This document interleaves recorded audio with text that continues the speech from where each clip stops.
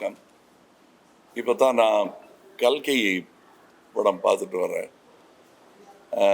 என்னை பொறுத்தவரையிலும் நான் அதில் ஒரு சின்ன சில மணித்துளிகள் நிமிஷங்கள் தான் நான் இந்த படத்தில் வரேன். எனக்கு இனி வேலை தொடங்குறது பார்ட் 2ல் தான். அதனால் நான் கிட்டத்தட்ட ரசிகர்கள் பார்க்குற மாதிரி தான் நானும் இதை பார்த்தேன், வியந்து பார்க்குறேன். உலக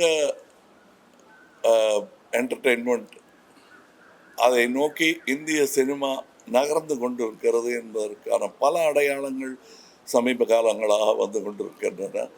அவற்றில் ஒன்று நாக் அஸ்வின் அவர்களின் கல்கி என்று நான் நினைக்கிறேன்.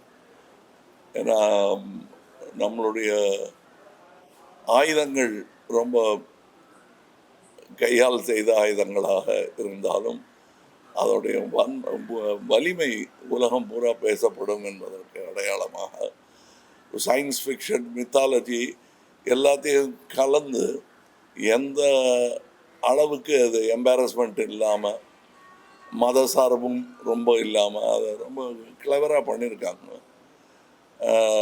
நான் மித்தாலஜி படங்களில் நடித்தது கிடையாது. நான் மனிதர்களோட வாழ்பவன்.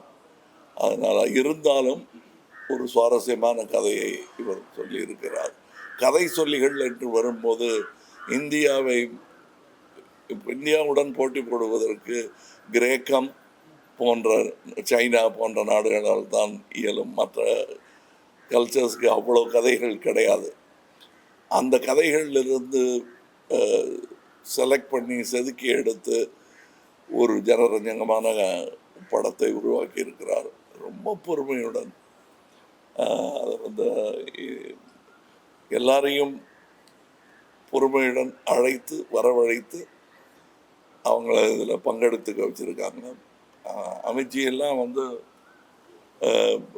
எந்த பட்டியலில் சேர்க்கறது, இளம் நடிகர்கள் பட்டியலையா இல்லை பழம் நடிகர்கள் பட்டியலில் சேர்க்கறதாங்கிறதுல குழப்பம் வர்ற அளவுக்கு அவ்வளோ பிரபாவமாக பண்ணியிருக்காரு.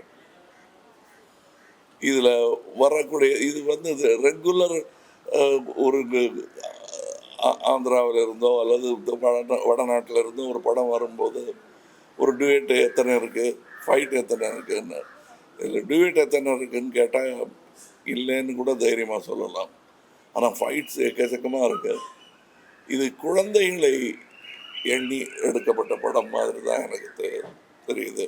நீங்கள் என்ன தாடியில் கொஞ்சம் வேலை தெரியுது, நீங்கள் குழந்தைகள் படத்தை ரசிக்கிறீங்கன்னா எல்லாருக்குள்ளேயும் குழந்தை இருக்கிறது என்பதை நினைவுபடுத்தும் ஒரு படம். இது ரெகுலராக வர்ற பாட்டுகள் அந்த மாதிரி எல்லாம் பண்ணாமல் வித்தியாசமாக ஆனால் ஜனரஞ்சகமாக செய்திருக்கும் ஒரு முயற்சி. இந்த முயற்சியில் என்னாலும் கைகோர்க்க முடிந்தது என்பதில் மகிழ்ச்சி. இனியும் இந்த கூட்டு முயற்சி தொடரும் என்பதுதான் எனக்கு மனதில் சந்தோஷமாக இருக்கிறது. அடுத்து இன்னைக்கு இங்கேருந்து நேர சிங்கப்பூரில் இருந்து தொடங்குகிறோம். இந்தியன் 2 இங்கேருந்து தான் ஆரம்பித்தோம், சென்னையிலேருந்து ஆரம்பித்தோம், பம்பாய் போனோம். இப்பொழுது அடுத்த பயணம் அதற்கு தொடங்குகிறேன். ரொம்ப சந்தோஷமாக இருக்குது. இதை பற்றிய செய்திகள் எல்லாம் உலகெங்கிலும் இருந்து வந்து கொண்டிருக்கிறது. நல்ல செய்தியாக இருக்கிறது. இது இந்திய படங்கள், திரைப்பட தொழில் அதற்கே வலு சேர்க்கும் என்று நான் நம்புகிறேன், ஆசைப்படுகிறேன். ஆடியன்ஸோட ஃபீட்பேக் ரொம்பவே ஆச்சரியமா இருக்கு சார். ஸ்கிரீன் பிளே பற்றி பேசுறாங்க, ஃபர்ஸ்ட் ஹாஃப்ல இடியே வச்சாங்க சொல்லி பேசுறாங்க. ஆடியன்ஸோட ஃபீட்பேக் நாங்க தேட்டரா போய் ரிவ்யூ சொல்லுங்க, நீங்க சொல்லுங்க.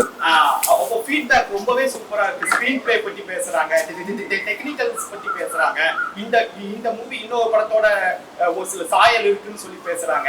சோ இது ஆடியன்ஸோட நாலேஜ் நீங்க எப்படி சார் பாக்குறீங்க? இல்ல ஆடியன்ஸ்க்கு தெரியாதுன்னு சொல்றது, ஜனங்கள் இப்படித்தான் சொல்றதெல்லாம் இயலாதவரின் கூற்று. அது நான் சொல்லவே மாட்டேன். இதெல்லாம் புரியாது, நம்ம மக்களுக்கு இதெல்லாம் புரியாதுன்னு சொல்றது. அது எப்படி பாட்டு இல்லாத ஒரு ஜேம்ஸ் பாண்ட் படத்தை கூட்டமா போய் பார்த்துட்டு வர்றாங்க. பாஷையும் புரியாமல் நல்ல டெக்னிக்கு தமிழனுக்கு புரியாதுன்னு சொல்றது ஏற்றுக்கொள்ளவே முடியாது. மொழியே இல்லைனாலும் தமிழர்கள் நல்லா இருந்து என்ன பார்ப்பாங்க. நான் சின்ன பையனா இருந்தபோது செம்மின்னு ஒரு படம் மொழி மாற்றம் கூட செய்யப்படல, சப்டைட்டில் கிடையாது. நான்லாம் 2 வாட்டி பார்த்தேன். எதுக்காக பார்த்தேன்னு இப்ப கேட்டா எனக்கு சொல்ல தெரியாது. ஆனா எல்லாரும் போய் பார்த்தாங்க. சென்னையில 100 நாள் ஓடிச்சுன்னு நினைக்கிறேன், ஞாபகம் இல்லை. அதே மாதிரிதான் நீங்க மரோ சரித்திரா என்ற படத்தை எந்த டப்பிங்கும் இல்லாமல் தெலுங்கு படமாகவே அது இங்க ஓடி இருக்கிறது. நம்ம தான் கலைக்கு மொழியை திணிக்கிறோம். அதுக்குள்ள சினிமா என்பது தனி மொழி.